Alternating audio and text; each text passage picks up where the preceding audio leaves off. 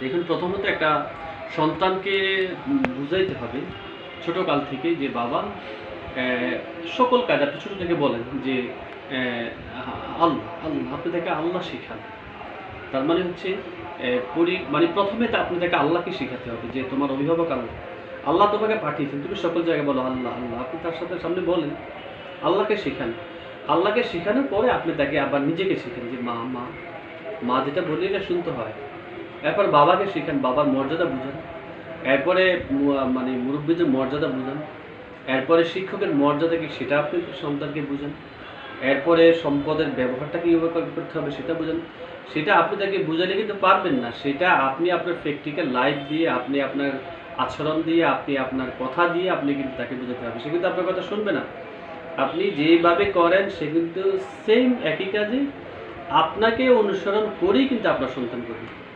আপনি সেই যদি দেখে যে আপনি মানুষের সাথে ভালো ব্যবহার করছেন, আপনার সন্তানও ভালো ব্যবহার করবে।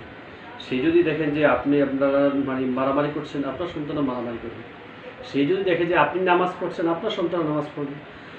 সেই যদি দেখে যে আপনি এই মানুষের উপকারে দৌড়িয়ে যান, আপনার সন্তানও আপনার সাথেই দৌড়িয়ে যাবে।